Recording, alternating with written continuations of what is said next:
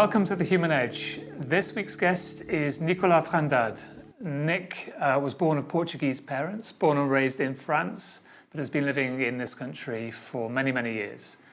This was a conversation in two parts. One about immigration and immigrant values like hard work and graft.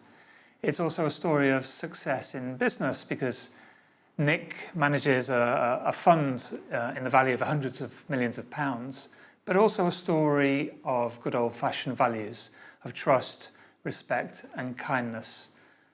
Nick came in with a bad back and suffered for the conversation. It was really appreciated. I hope you appreciate it too. If you do, please like, share, subscribe, all of that good stuff. It's massively appreciated. Thank you.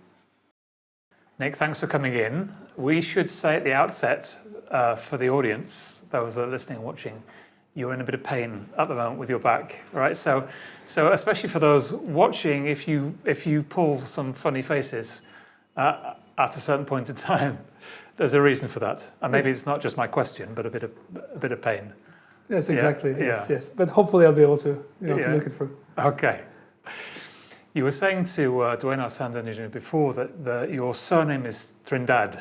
Is that how you pronounce it? Yes, that's how I pronounce it. Okay. Yes. So you sound French, but you have a Portuguese surname. So what's the story? Yeah, so the story is basically my parents are born in Portugal, and then they immigrated in the 60s to France, just basically to get a better future. So my grandparents immigrated in the 60s. So my whole family is actually Portuguese because my father is Portuguese, my mom is Portuguese, and they were born in Portugal. Yes. So I'm really the first generation that was born in France. Yes. Hence my French accent when I speak English. Yeah. And so I'm always fascinated with questions of identity and how people see themselves. So you've been living in England a long time. You were born in France. You have Portuguese parents. How do you see yourself when somebody asks you, what nationality are you? What do you say? Yeah, it's a bit of a mess, to be honest with you, because obviously a mess or a mixture? A mixture, but also sometimes also a mess, to be honest with you. I mean, the thing is, at home, I mean, we were not speaking Portuguese at home. So with my parents, I was speaking French because it was very important for them to make sure that we could integrate ourselves really well in French society. Yes. So when we were at home, we were always speaking French, just to make sure that everything will go well in school and everything around it. But then obviously from a cultural perspective, because I will go back to Portugal every summer, and the kind of, food we ate at home was kind of Portuguese sometimes in nature. Yes.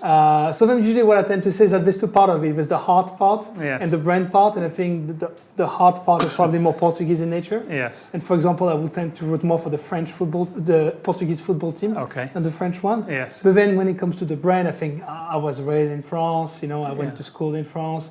So from that perspective, I'm also quite culturally French. Yes, okay. And for your kids, because you've got a couple of kids, it's even more of a mixture because your wife is Finnish, right? Yes, my wife is Finnish, yes. So truly Europeans, as we say, Yeah, that's right. I'm maybe they're too young, your kids, to be thinking in terms of identity, but maybe not. No, I mean, because the older one is going to turn 10 in June. And I think it started basically to appreciate it and say, because usually when we go on holidays during the summer, we'll spend a week in Portugal, then a week in France, then a week in Finland, so that he can still basically go back to his roots. And I think for me it's very important to make sure that he knows where he's coming from. Yes. It is very important. And so I think he really enjoys the fact that he's multicultural and having, grandparents, in Portugal, in France, in Finland. I think he really likes it. Yeah. Is there also something about, I'm also fascinated about a sense of belonging, because in one sense, so your parents are immigrants to France. You're kind of an immigrant here in some senses. Do you ever feel like you're on the outside looking in? I mean, sometimes. I think for me, because also when I was a kid, I mean, I was living in France, but we moved cities every 4 to 5 years. So I didn't really have a call to place home in France. And so for me, the call I was really calling home was the place we're going on holidays in Portugal every summer, which is Nazaré. Okay. And so for me, that was really the place I was calling home because that was the only thing that was really something that was always stable in my life. Yes. But I kind of been used basically to move around. That's why moving to the UK for me wasn't like a big change. I mean, different language and different culture, but I've been used to move around so much that it was okay. Yeah. And the immigrant mentality is also really interesting. And I'm imagining like like many immigrant parents, your parents will have instilled in you work ethic. I think that's kind of first and foremost. It seems from the conversations I've had with people that are maybe first generation, their parents are so, kind of almost fixated on working hard. That's the... Yeah, no, definitely. I mean, the thing to appreciate is that when my grandparents on both sides, my dad's side and my mother's side moved to France, it was to get a better future because at the time you had a dictatorship in Portugal and it was just very difficult to live there. So we moved to France to give their own kids a better future. Yeah. But obviously, both of my parents were born in Portugal. So when we moved to France, they had to learn the language. For example, my dad moved to France at the age of 13. Okay. Which is quite late. That is quite late. That's quite late, so he had to learn the language and everything. Yes. And he started to work basically in a supermarket, putting boxes onto shelves at 16 years old because he needed to make money for the whole family. Yeah. And so I think there was a really strong drive from my parents to make sure that me and my brother basically would have an easier life. And that means study well at school, so you can go to a good university and then have a good job and have a good life. And so that drive has always been really there. But there's I don't know whether you've found this, there's sometimes a difference between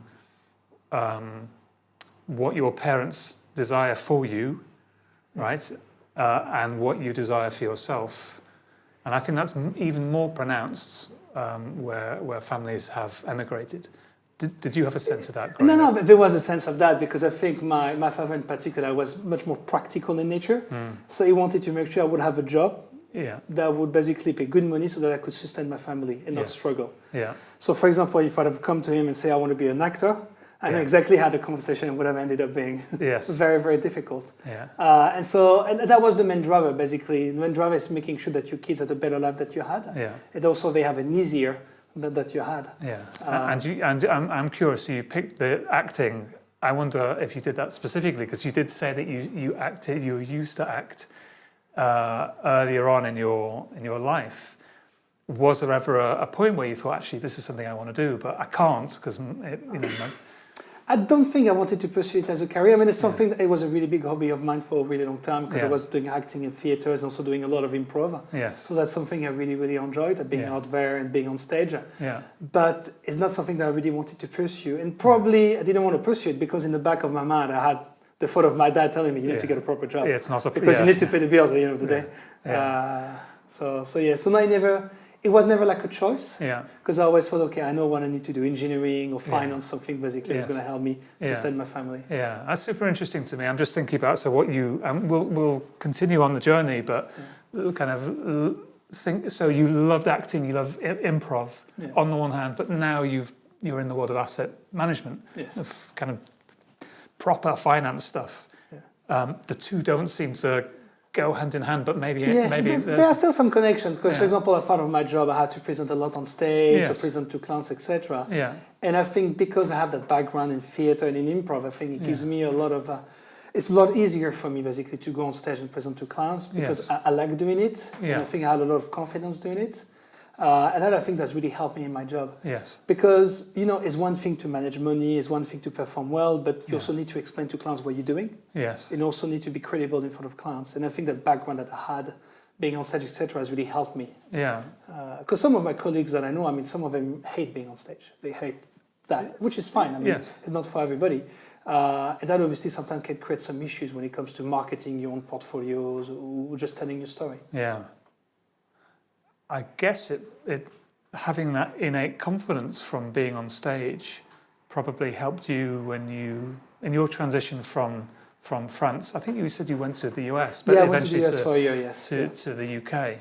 Yeah. Do you think that confidence made the transition easier? Yeah, I think to some extent, because I said I've moved around quite a bit, so I know that I know that as you move around, you're going to meet new people and you're going to be able to make new friends and move on with life. So, and also London is a very multicultural city. There's a lot of French people here. Yes, it's like the 6th biggest French city in the world. Probably, like yes. Yeah. So again, I was never really worried about it. And also I moved to the UK with a French company. So, even within work, I had a lot of friends. So, it was, actually the transition from France to the UK was very natural. It wasn't difficult at all. Yeah. So kind of spooling back and thinking about your childhood moving around a lot. I'm imagining that to be really challenging. I'm thinking also about a previous podcast guest who had a similar experience, and he said, it made him very aware of his place within the group every time he moved. He didn't want to be right at the bottom, where people were bullied. He certainly was never going to be right at the top. So he found himself kind of somewhere in the middle, having to calibrate his behaviors to fit in with the group. Does that resonate with you? Yeah, no, definitely. I mean, it was not easy, particularly when you're young, because when you're older, it's different. But when you're a young kid, when you are in your teens and you're moving cities every 4 to 5 years, then it can sometimes be very, very difficult to integrate yourself, particularly when you move within the school year. Within the school year. So when you move, because again, if you start in September, it's a bit easier because everybody comes to a new class. Most of them will know each other already, but at least it's a new class, it's a new school year, there's a new dynamic. But when you come in the middle of the school year, that's a lot more challenging. Because also people always look at you as the outlier, as the foreigner. Yes. And it's not necessarily easy. So some people find it interesting. Some people will just love you for it. And it's not easy. But then I think it comes back to being true to yourself, having confidence in yourself, saying that, you're never going to please everybody. Yes. Some people are just going to not like you, and that's just the way life is, and that's fine. It's fine. And some people you're going to get along much better with, and you're going to have fun with. Those are hard lessons to learn as a kid. I mean, when you're kind of rationalizing them now, it sounds sensible and easy. I can't imagine it was always that easy. No, I mean, it's not easy, but it wasn't that easy when I was a young kid, because obviously when you come into a new environment, you want people to like you, right? Yes. You want people to like you, but it's not necessarily always the case. Yeah.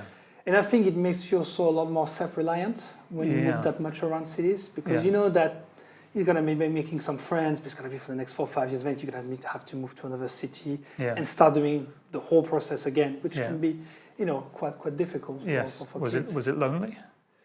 Yes, sometimes it was lonely, yes. Yes, it was lonely, because sometimes you had the fear that the friendship you were making were not really for the long term. Yes. And you have to think about it like, 30 years ago. There was no social media, there was no mobile phones, there was nothing, right? You couldn't easily keep in touch with your So friends. once you were gone, basically. You were just losing touch, which is very different from today, where you can have him on Instagram or whatever. 30 years ago, you're gone, that's it. You're out of your life for good. Yeah.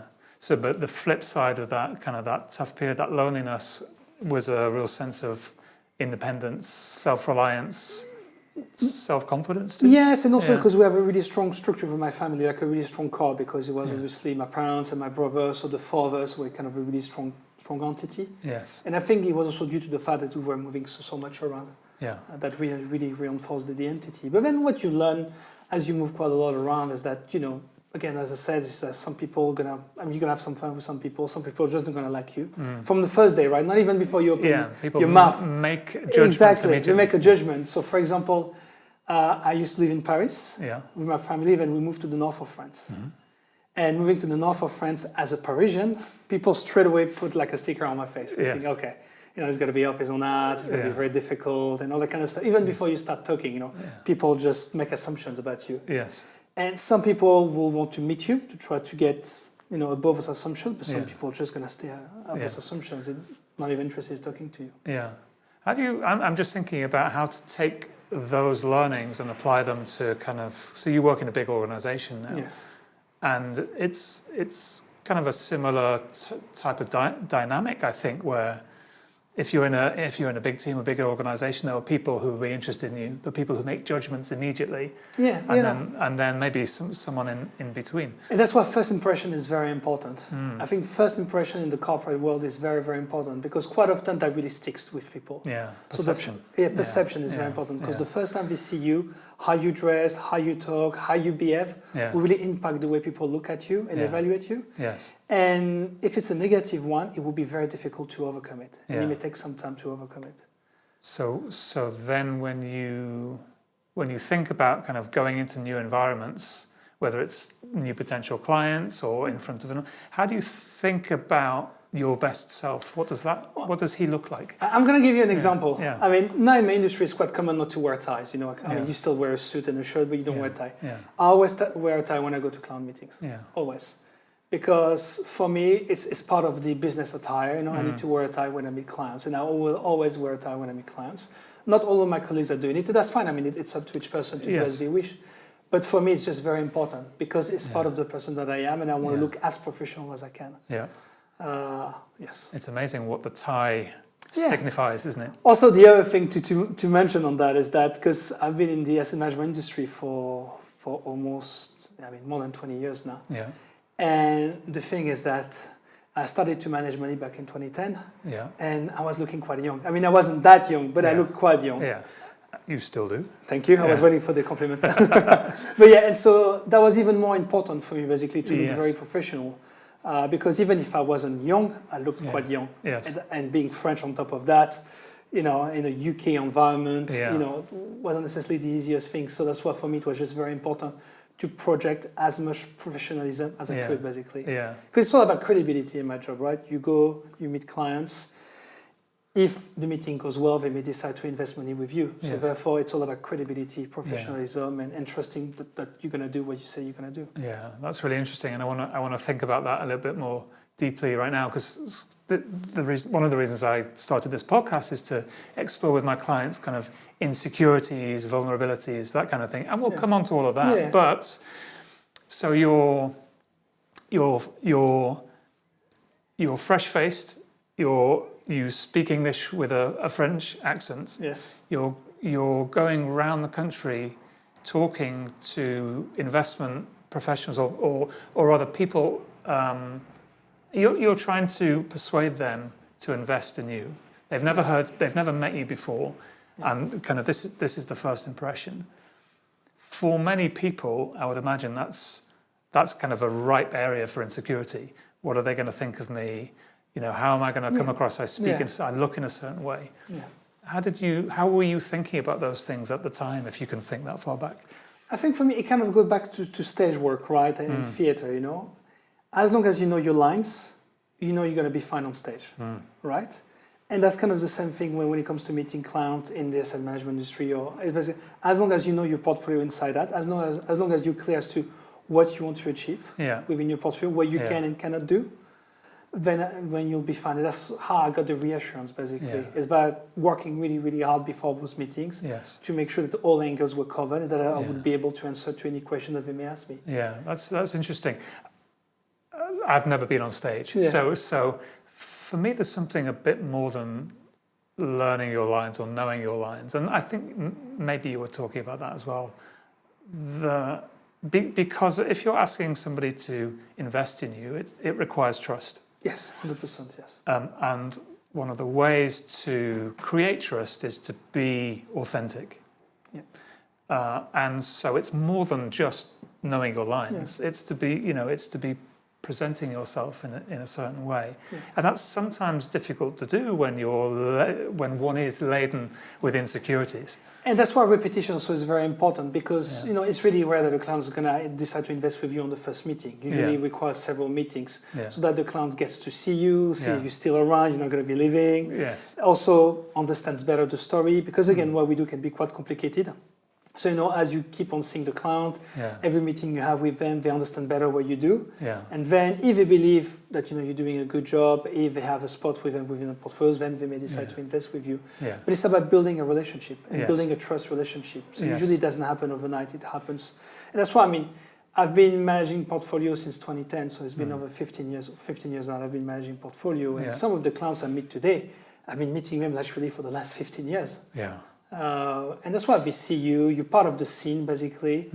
Part of the background. They know you. Yeah. They know what they do. You've been able to perform well in different environments. Yeah. They trust you as a person too. Yes. It's very important because business people are people's business at the end of the day. Yes. And that's where basically sometimes those clients may decide to invest the money with you. Yeah. Did you ever have difficult conversations with, in my mind, the kind of grizzled veterans of the investment scene that were like, well, why should I invest in you? Those kind of questions? Sometimes you can have some difficult meetings. Yeah. Obviously I don't get it always right. I wish, but I don't get it always right. So sometimes some positioning that we may put in the portfolio are not the right ones for the environment. Yes. But then what is very important is to own up to it, to the clients. Own up to it. Explain why you did it, why you went wrong, and why you're doing, what you're learning from it. And I think as long as you do that, I think the conversation with the client will go well. Yeah. The worst thing that you can do is just ignore it, or put it Yes. under the carpet and just pretend it hasn't happened. Yeah. Because the client will notice it anyway. So Yes. it's much better to be upfront about it and try to explain what happened and what Yeah. you're doing about it so that Yeah. it doesn't happen again. Yeah. Taking responsibility for Exactly. your actions. It's also Yeah. part of building a trust relationship. Right? Yes. Yeah, Because that's right. honesty is very, very important. Yeah. And that's why when I talk to clients, I'm very clear about what I do and what Yeah. I don't do, Yeah. what I can do and what I cannot do. Yes. That is very important to set the scene of the framework. Yeah. That's, Because it's about setting expectations at the end of the day. yes. And if you've set the wrong expectations, then for sure at some point your client's going to be really unhappy with you. Yeah. And I for me, when I'm talking, so with my coaching hat on for a Yeah. second, when I'm talking with clients that are having perhaps difficulties with their clients or with their people, distinguishing between kind of expectations and making agreements with people. Expectations, they're largely not articulated. Yeah. And so when we have expectations of other people, if the other person doesn't know that because we haven't told them, Yeah. and then they're never met, right? Yeah, but exactly. if you're upfront and, as you say, this is what I can do, this is what I can't do, and presumably you're having a similar conversation, trying to understand the other person's expectations of you. No, exactly. That's also quite important to understand what he wants. Yeah. Because sometimes our portfolio may be the perfect fit for what they want. Sometimes Yeah. it may not be. Yeah. And then it's up to us to explain them what are the main differences between what they want and what we can provide. Yeah. And then, if it still works for them, great. If it doesn't work, then so be it. Mm. But I think managing expectation is very important, particularly in the type of job that I do, because Yes. it's performance driven at the end of the day. Yeah. People buy the portfolios that we run because they expect certain type of performance. Yes. And if you don't deliver on that performance, that's why you start having difficult conversations with Yeah. clients. Yeah. So it's very important from the onset to be clear as to what kind of performance to expect. Yeah. That's just paramount Yes. to building a good relationship with your clients. Yeah. Do you, in terms of the learnings that you've kind of gained over the years, because you're managing a team now as well, right? You're a leader within the organisation. I'm wondering what learnings that you're passing on to the people that are kind of coming up in the organisation. Yes, I've been mentoring a couple of people within the organization. Yeah. And I think the first thing that is very important, it's again about being true. Being true to yourself, true to the client, and true to the organization too. And also knowing your limits, what you can and cannot do. There's no shame that there's some things that you can't do, but it's very important to recognize them so that you can get better at them. And the thing I hate is some people come in and assume that they know everything and they can do everything, because that's not true. Yes. I've been in the industry for 20 years, Yes. and there's some stuff that I'm not necessarily comfortable doing, or I know I could get better at doing. And I think it's very important to understand it and to acknowledge it so that you can get better at it. Yes. That is very important. That's why I try basically to explain my colleagues that I mentor. The other thing also is sometimes it's about going back to basics, because my industry can be quite sophisticated, particularly in fixed income, when we can use a lot of words and jargons that can be quite difficult to understand. Yeah. And I think it's very important to go back to basics. Okay. And usually when I talk to clients, even the sophisticated one, I would try to avoid overusing jargon. Yes. Go straight to the point and have very clear narratives that I lay out. Yeah. Because I think then you have a lot more impact on your clients if you keep it simple, if you Yes. try to really sophisticate it too much. And back to basics, are you talking about kind of business principles or kind of investment principles? Yeah, investment principles and what you try to achieve in the portfolio have a very, very clear messages. Yeah. So sometimes, some of the presentations I can do for clients, we put an hour meeting with clients, but I could be done in 20 minutes. So if you ask me to talk about my funds and why, blah, blah, within 20 minutes I'm done. Yeah. I don't need an hour. Yeah. And I think that is something that is very important. Yeah. Because if you spend an hour at the end of the day, you just lose people. Yeah. Or if you really need an hour to explain it, Yeah. then it's way too complicated. Yes. And God knows in business, we've all been in meetings that have lasted an hour that absolutely don't need to. Yeah. So first principles, clarity, trust. Yeah. These are all fantastic lessons for kind of people listening, watching to take in. So you're also a father, as we've alluded to, and you and I have talked before about the joys and the challenges of fatherhood. What kind of, in terms of the values that you and your wife are trying to kind of impart to your children, how are you thinking about those? Yeah, it's quite interesting because obviously, Portuguese by blood, raised in France. Yes. My wife is Finnish, but she mostly lived abroad, in Eastern Europe, mostly. So it's interesting to see basically how it's different between the Finnish culture and the French-Portuguese culture. I think in terms of setting boundaries and things like that. Yeah, and of course, in one sense, your kids are English, right? Because they're both born here. Yeah, they're both born here. Yeah, they're both born here. So a real mixture. No, exactly, a real mixture. I think what is important at the end of the day is to give them love. That I think is the first step. That's really that they feel loved. Because I think if they feel love, then that gives them a lot of confidence in themselves to take on challenges that they may see in life. Yes. And after is also setting a framework, basically a framework of value. Yeah. What is acceptable, what is not acceptable, what you can do, what you cannot do. And obviously it's going to be trial and error. I mean, particularly for my 10-year-old, it's going to be a lot more trial and error. But I think it's very important that he understands it. And we will say, you're going to be making mistakes. I still make a lot of mistakes. Yes. But the first thing is important to acknowledge them, to recognize them, to say sorry for them if you have to say sorry for the mistake that you've done, and learn from them. Yeah. And that's why I really try to teach particularly my older one. Yeah, I love that. And it's, again, just thinking about the figures of authority in our lives, in the news, there's a lack of responsibility, accountability.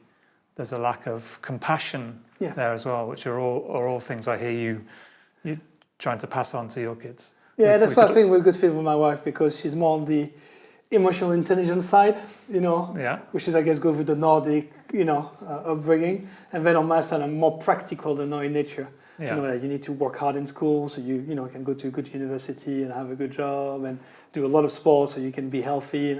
So it's kind of, I think it's a good mix at the end of the day. Yeah, I agree. Again, I'm going to take us back in time. You grew up with a love of acting and improv, but yet you knew that you needed to do something more practical, yes, right? More tangible. Okay.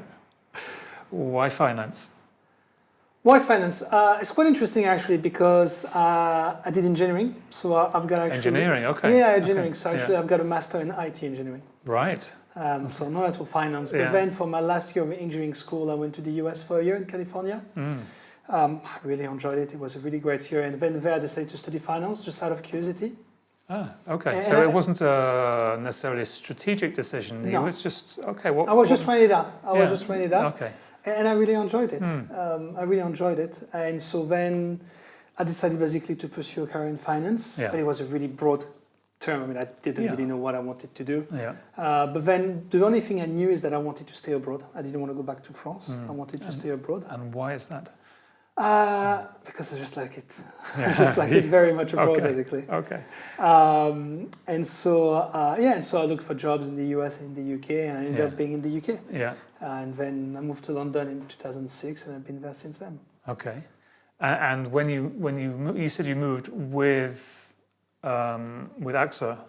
So I moved basically. So I got my first job with AXA basically back in 2006. Yes. Okay. And but where in the world were you at that time? I was in California. Okay. So basically, I was in California. It was kind of an internship that I got with AXA in 2006, and then in 2007 I got hired as a with a permanent position. Yeah. And when we went through the global financial crisis. Yeah. Okay. I forgot about that. Okay. Yeah, in 2008. Okay. Is that? So I'm thinking, wow. California, it sounds glamorous. Yeah, it was really fun. It was really fun. The weather's good. Yeah. But then you decided to move to London. Was that just the job opportunity? It was a job opportunity. I mean, if I would have had a job in California, I would probably stay there, to be honest. But it was a matter of job opportunity, and there was a really good opportunity in London, so I decided to move there. Yeah. And was that to build the funds that you're managing now? Not at all, because at the beginning I started more in project management, which was more linked with my IT engineering background and things like that. Okay. But then I knew that I wanted to be closer to the front office and closer basically to portfolio management role. And so basically I worked really hard to try to get close to that. And then in 2010, I got hired as a junior portfolio manager.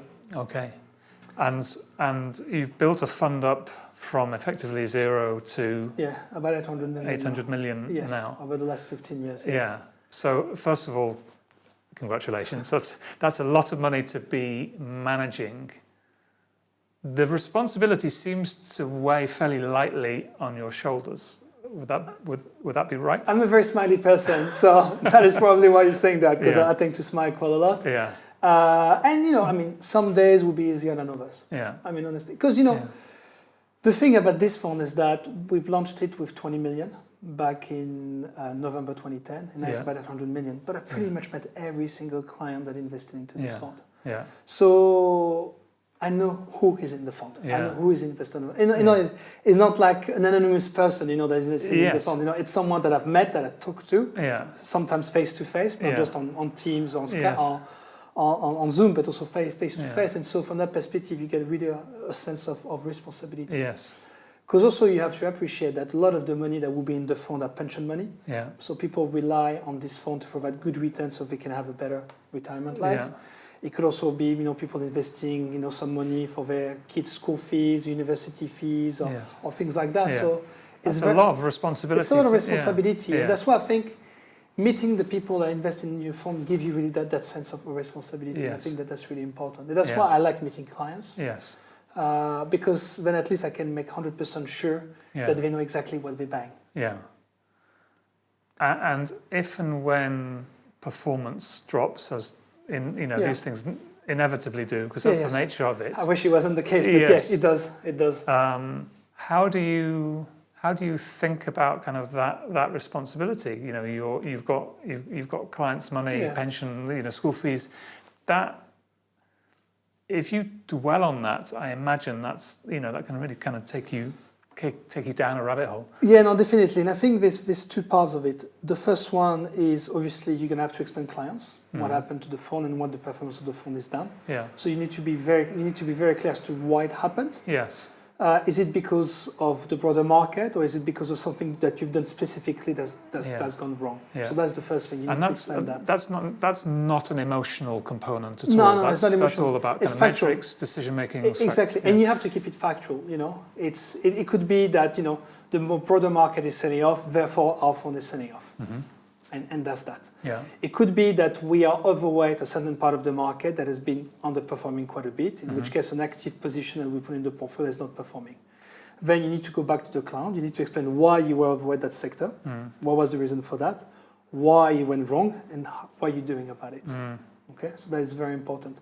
And then when the performance of the fund goes down and when the market sells off, it also creates opportunities potentially. And it's also about thinking about the other side of the coin, which is, yes, you've been underperforming, the fund is coming down, but also that has potentially created opportunities. And so the main important thing is that not to freeze up, not to freeze, and say, okay, that has happened, but then you need to keep an open mind as to what are the new opportunities out there that you could potentially benefit from within your portfolio. And that is something that is very important to do. Yeah. And that's why the way I invest, I tend to be counter-cyclical. So basically, when the market's really, really hard, I tend to reduce risk. And when the market sells off, I tend to increase risk. So that's the way I tend to do things. Does emotion play any part in the role? It does. It does. I mean, it would be. I could say no, it doesn't, but it wouldn't be true. I mean, you're not a robot. Exactly, I'm not a robot. So there's always an emotional part of it. Yeah. But it's really important to understand it. Yeah. I mean, now I've been doing that. I've been managing money for 15 years, so I've got a good sense of what triggers me. Okay. And then it's very important just to sit down and before putting your trade, just to stop. Yeah. Wait a minute, really think about it. Yeah. Why are you doing that trade? Yeah. Is it because you're scared? Yes. Which is usually not a good reason for making a trade. Yeah. Or is there a real reason behind it, a real objective reason behind this trade? Yeah. And what does trigger you?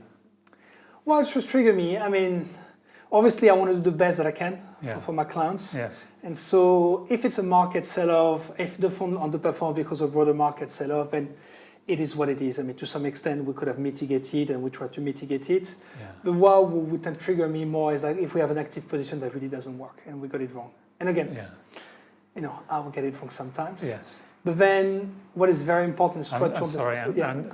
Why? So it may sound like an obvious question, but getting it wrong, how does that trigger you? What happens? Because I feel like I let my clients down. Right. That's from it's not about pride of being wrong. It's more about the impact that it has potentially on the performance of the fund and the end clients. Yeah. And so that's why for me, when sometimes we have some underperformance because of X and Y, it's very important to try to understand why they happen and what we can do to make sure it doesn't happen again. Yeah. And that is very important. Yeah, and that's thinking about that learning and applying it across the board, whatever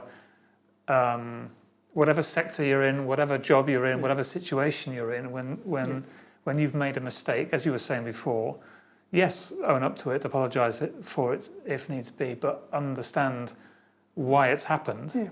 Yeah. Because in the job that I do, you can't really hide mistakes. Yeah. There's a monetary value to it. You know what I mean? It's like if you work in other departments where, I don't know, you make a mistake in a presentation, it goes to the client, but there's no monetary value attached to it. Yeah.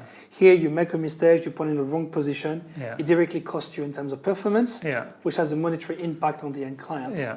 So you can't hide it under the carpet, basically. So you need to own up to it, and as I said, you need also to learn from it to make sure that it doesn't happen again. Yeah. Can I ask you a cheeky question? Go ahead. Are you as good at doing that in your personal life as you are in your business life? I try to, but because personal life tends to be more emotional than professional life, right? They are, but there's a skill, right, that you've gained along the way and all of that. So that's what makes it curious for me. Yeah, no, I think I'm better at it now. Probably so I'm getting older, so probably wiser too. Yeah. But yeah, I mean, obviously at home there's more emotions involved because you've got the kids, you get trying to balance work, personal life, my wife's work, my own work, so so sometimes the stress also can take over. Yes. It means that you become a bit more emotional than you should be. Yeah. So you talked about what triggers you professionally. And this is something I think about all the time. What triggers you as a dad? What triggers me as a dad? Yeah. Sorry, by which I mean the behaviour of your kids, right? What aspect of that triggers you as a dad? What triggers me is when I ask them the same thing over and over again and have no answer. That is the thing that can trigger me.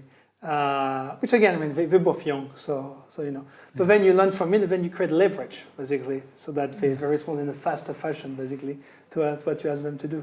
Say more about that. So, I mean, for example, in the house we have, we use Google Wi-Fi. Mm-hmm. And so basically, if they don't listen, they can just cut the Wi-Fi to their iPads. Yeah. So that usually creates a direct response. Okay. This is something I need to instigate. Exactly. So it's quite easy. So for example, it's time to go eat dinner, and you tell them it's time to come home, eat dinner, and you ask them once, twice, 3 times, nobody answers. Yeah. So then I just go on my phone and cut the Wi-Fi, and then that's the end of it. Yeah. They come straight away at the table. Okay, that's an interesting tactic to use. Yeah. But no, I'm lucky. I mean, what I think is very important, particularly with my 2 kids, that they are really kind. And that I think is something that is really important to me. So they're both really, really kind boys. Yeah. And they really look after to other people, and they're young, so they're playing games, and they want to stay in their games, so that's fine. Yes. But I think what is very important for me is to make sure that they have the right values, because the right values basically will help them in life. Yes. Kindness, intelligence, owning up to mistakes and things like that. Yeah.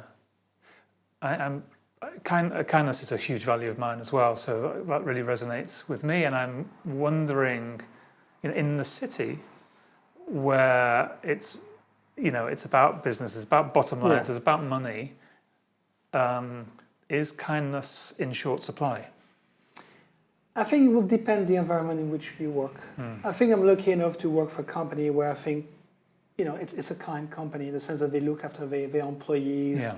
And they want to develop you as a person, and you have a lot of support, to make sure that you can develop yourself, within the company, and it's not a cutthroat environment where people try to, kill each other. That's not the case at all. But it's not the case across the whole industry, and some other companies can be a lot different from that perspective. And I don't think it would be an environment in which I would thrive. Yes. Because then it creates an environment of fear. And if you work in an environment of fear, that sometimes could push you to take the wrong decisions when you manage money. Yes. Because if you take decisions on the back of fear, then usually that leads to really bad returns. Yes, and bad behaviors. And bad behaviors. Yes. So that's why you need to work in an environment where you feel supported. What the company says, you may get it wrong, and that is fine. Yes. Now, if you get it all the time wrong, that's a different conversation. Yes. But sometimes you may get it wrong, and that is fine. And I think that kind of environment, that kind of company culture really helps you be a better portfolio manager and be a better investor. Yeah. because you're not always afraid to take a position because he may get wrong, and then you're going to get top management on your back asking you every 2 minutes why. Yes. What has happened. Company culture is something has also always interested me. From what you see within your own business, how have they created it? I think the way they created it is by interesting people. Empowering people. Yeah. And I think that's something that's very, very important, because obviously I'm part of an organization, and obviously there's a framework as to what I can and cannot do, but I still have quite a lot of freedom within that framework and quite a lot of independence, and that is great because then you have a much greater sense of ownership as to what you do. And I think that is very important. It really helps create a better culture, I think. Okay. Trusting people, empowering people. Exactly. Yeah. And I think that's important. Not all organizations are good at that. No, not at all. A lot of organizations would be micromanaging people, and that I think it's just bad, particularly for the type of job that I do. Because yes, it's very scientific in a way, but it's also very artsy in a way. I mean, at the end of the day, you put 3 different portfolio managers in a room, you ask them for their opinions, all 3 of them have different opinions on the market. And they all may be right to some extent, right? Yeah. It's very subjective, so the matter of perspective. So I think there's some very scientific background and math, foundations. But at the end of the day, there's also quite a big creative part of it, subjective part of it. Okay, that's interesting. Yeah. I was talking earlier with my previous podcast guest about creativity, and I'll kind of, hopefully the audience will forgive me if I repeat what I said earlier about, I spent 20 years as a lawyer and didn't ever think of myself as creative. Yeah. I realise now the error of my thinking, but I've made an error where you're concerned and the kind of job that you do is concerned, that it isn't creative. Creativity comes in all different shapes. Exactly, and sizes. And what we do, I wouldn't say it's art because it's but there's the art part to it. Yeah. Because again, for me, art is you get a brief to 3 different painters. The same brief to 3 different painters, you're going to get 3 different pieces of art, right? Yeah. That's kind of something for us. You're going to give us a brief to 3 different portfolio managers, and you may end up with 3 different portfolios, right? And that's where, even if the foundations are similar, and the math is similar across all the different portfolios and the foundations, the way you interpret the brief is going to be quite different. Yeah. That's what creates a market at the end of the day. Right? Yes, I suppose. Because when I sell something, someone has to buy it on the other side and believe in it, right? Yes, yeah. Coming back to your fund then, so I think you said 15 years from 20 million to 800 million. Yes. Maybe asking you to forecast ahead another 15 years is too much, but in the next 3-5 years, what's the vision for you and the fund? Yeah, so what I've done over recent years, so we have that fund that I've launched 15 years ago that was mostly sterling focused. Mm-hmm. Then 7 years ago, I've launched a new strategy, which is global in nature. And so I've been spending quite a lot of time on this one. Yeah. And this expertise strategy is about 700 million in size. Mm-hmm. So across the two, it's about 1.5 billion. Mm. And I've been spending a lot of time also on that global strategy because I think there's also a strong case to invest global and look at global opportunities. Right. And for me, the idea is to keep basically on promoting the fund, still keep on demonstrating to clients that we are doing what we're supposed to do and that the funds are performing in the way that they should be. Yeah. And try to raise assets on the back of that. How do you think about your own development? And maybe the answer you've just given me gives me a clue to that. You've been working with sterling for a long time, so then thinking about global markets, that's relatively kind of new, so you have to do research. Yes, no, exactly, because it was a different environment, because obviously I was basically going global, but not only within the investment grade market, but also across asset classes. So it was quite a big jump in terms of investable universe. Mm. But one of the things I really like about what I do is that every day there's something new being thrown at you, and you're always learning. So I do the same job. Fundamentally, it's kind of the same job. Yeah. But the market environment has changed so much over the last 15 years. Yeah. That what you used to focus on, 15 years ago, it was all about the peripheral crisis when I started, about Greece going bust, is the euro going to collapse? Yeah. Are we going to see a breakup of the euro and that kind of things? No, we don't talk about it anymore. Now it's more about Trump, and defense spending and rearmament of Europe. So those themes change all the time. And that is something that is very interesting in what I do, because you always are challenged with new things. And you always need to learn new things. Yes. During COVID, I've learned way too much about, vaccines and stuff like that. Now I'm probably going to be learning a lot about defense and armament, right? And that's just the way it is. It's just the nature of the job. Basically, you need to be very flexible. Yes. And being able to digest a lot of information. Yeah. Because our job at the end of the day is to digest a lot of information. Yes. And then come up with strategies that are actionable within the portfolio. Okay. I'm just thinking about the cognitive load of having to digest information that's coming at you from so many kind of different places, from the US, from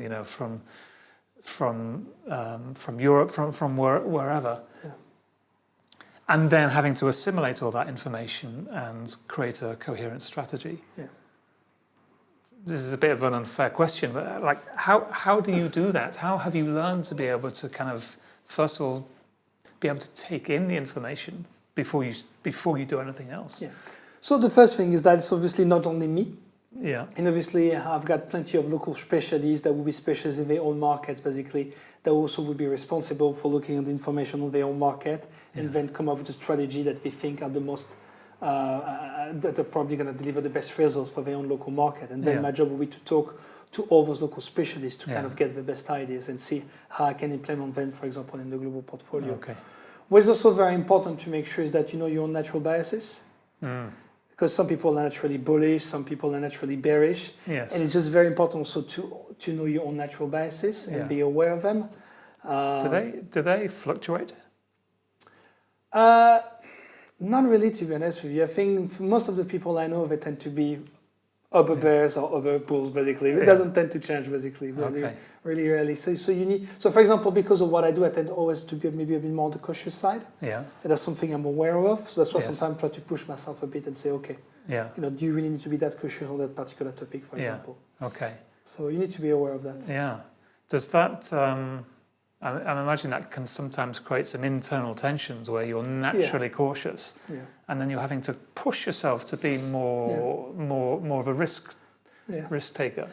And that's why you need to go back to facts, right? Yeah. And if the facts warrant your position, then you should go for it. Yeah. Try to take the emotion out of it. Facts. Yeah. Yes. I know it's a big word in today's world. I know. What are they? What are they? What is the truth? Yeah. Yeah. Okay. But so the truth, as far as you can. Exactly. I mean, ascertain it. At the end of the day, I mean, you can. I mean, facts are facts. The truth is the truth. So then you can say differently, but at some point, I mean, that's the thing about markets, right? Markets don't lie. Yeah. There always be a point of reckoning. Yes. Talk is cheap, but at the end of the day, people invest into the funds. Yeah. They want good performance for the funds. Yeah. And if you can say that the truth is different, but if the market will have to say otherwise, at the end of the day, what matters is what the market is saying. The market never lies. Yeah. Yeah. It may be wrong. It may be wrong. It may be wrong for quite some times, but at the end of the day, it always comes to the truth. Okay. Yeah. How can a market be wrong? How does that? What does that look like? Well, what it looks like is, for example, when the market got ahead of itself. So, for example, just a good example, Trump being elected. Trump election, suddenly the market started to talk about US exceptionalism and how, the Magnificent Seven or the tech company is going to keep on going up and up forever. Yes. That US equity is going to go up and up forever. Yeah. Because Trump is going to be great for the US economy. Yeah. And that's a very good example where the market sometimes can only hear what they want to hear. Yeah. Because obviously Trump during his campaign kept on talking about tariffs. Yes. I mean, he even said it's the most beautiful word in the dictionary, right? So I mean, the guy was pretty clear still. He wants to impose tariff. Yeah. But the market decided to ignore that because they thought, okay, common sense, it's not going to be doing tariffs. It's going to kill the economy. Yeah. But the thing that the market failed to realize is that some politicians make decisions on the basis of ideology, not necessarily economic common sense. I mean, Liz Truss is a good example. Putin is a very good example also. Those are people that make decisions on the basis of ideology. No, what's the best for our own economies? Yeah. And that's an example of where the market got it wrong. Yeah. But then markets at some point readjust. Yes. And that's what I'm saying when I say, the market, tells the truth at the end is that, even if you can have periods of exuberance, at some point that exuberance will be flushed out of the system and a new equilibrium will be found. Got it. So coming back to the purpose of this podcast, as I said before, is to talk about my guests' insecurities, my guests' vulnerabilities, and we've talked about some of that kind of throughout your journey.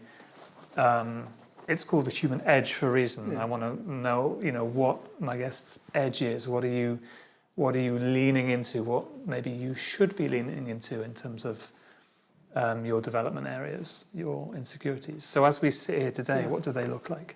I think what is very important is to always be curious. And because obviously, as you get older, you may become more complacent about things. You probably become a bit less curious because you kind of create like a framework where you feel safe and comfortable.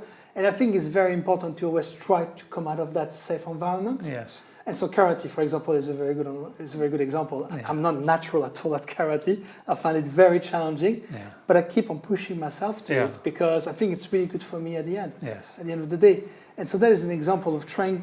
I think comfort is the enemy of progress. Yeah. And I think you really need to push yourself outside of your comfort zone. Be curious so that you can progress in life. Yeah. And then it doesn't matter what age you are. I mean, you can be 20, 40, 60, 70. It doesn't really matter. Yeah. I think you should always try to basically put yourself outside of your comfort zone. Yeah, no, I completely agree with that.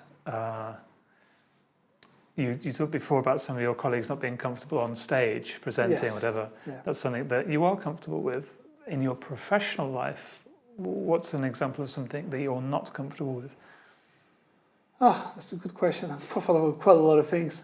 I think the thing maybe I'm less comfortable with is maybe the whole corporate structure, when, sometimes you need to put yourself out there to try to get the promotion or, play basically the corporate, play the corporate game. That's something I don't necessarily want to do because, I may be very naive from that perspective, but I always think that, if I do a good job and if I have strongly performing funds, then that should be reflected. Yes. And I don't necessarily feel that I need to play that corporate game. Yes. That's not necessarily the nature of... And it depends of the companies. In some companies, it will be the case where, hard work, good work will be rewarded even if you don't play that corporate game. Yeah. But in some companies, you have to play it if you want to go up. Yeah. There's no way around it. Yeah. And is it a case that you don't want to play it because you're not very good at it? Or... I mean, it's just that I think I could play it. Would I be good at it? I'm not sure. But it's more that I would rather be judged on what I do rather than what I say. Yeah. If you know what I mean? Yeah. Because... I don't know. That's just the way I've been raised, basically. The way I've been raised is that basically you work hard, and if you work hard, then good things will happen to you.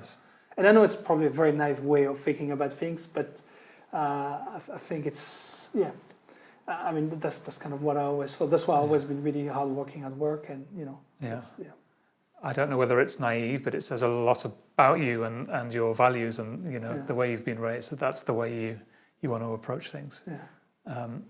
Listen, bad back and everything. I really appreciate you coming in. No, thank you. No, it was a pleasure. I've loved having you here, and good luck to you in the funds in the years ahead. Thank you. Thank you very much. Thank you.